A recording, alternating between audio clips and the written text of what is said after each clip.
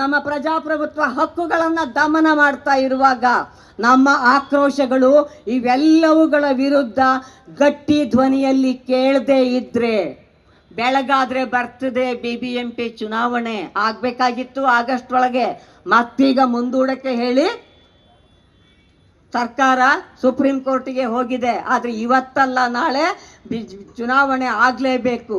ಆ ಚುನಾವಣೆ ಆಗುವಾಗ ಆ ಚುನಾವಣೆಯಲ್ಲಿ ಜನರ ಧ್ವನಿಯನ್ನು GBAನೋ BBMPನೋ ನೀವು ಏನಾದರೂ ಕರ್ಕೊಳ್ಳಿ, ಅಲ್ಲಿ ಜನರ ಧ್ವನಿಯನ್ನು ಎತ್ತುವಂತಹ ಸಶಕ್ತ CPM ಪಕ್ಷದ ಕ್ಯಾಂಡಿಡೇಟ್ಗಳನ್ನು ನಾವು ಗೆಲ್ಲಿಸ್ತೀವಿ.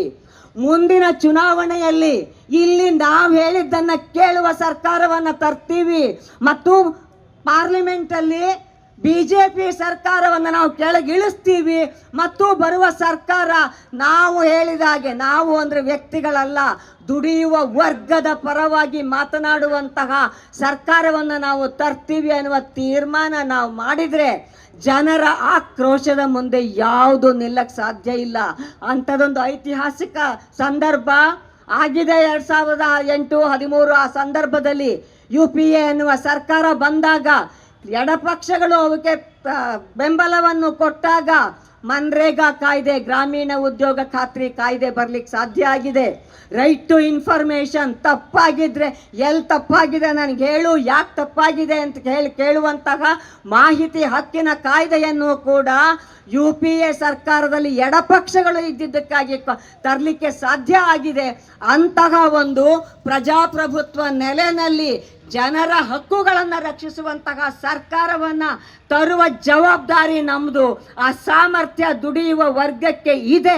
ಆ ಸಾಮರ್ಥ್ಯವನ್ನು ನಾವು ಧರ್ಮದ ಹೆಸರಲ್ಲಿ, ದೇವರ ಹೆಸರಲ್ಲಿ ಒಡೆಯಕ್ಕೆ ಬಂದವರಿಗೆ ಇನ್ನೊಂದು ಸಾರಿ ಇಂಥ ಮಾತು ಹೇಳಿದ್ರೆ ತಲೆಗುಳ್ಳೆ ಒಡೆದ್ಬಿಡ್ತೀನಿ ಅಂತ ಹೇಳುವಂತಹ ಆಕ್ರೋಶವನ್ನು ಬೆಳೆಸ್ಕೋತಾ ಈ ದೇಶವನ್ನು ಎಲ್ಲರ ದೇಶವನ್ನಾಗಿ ಉಳಿಸೋಣ.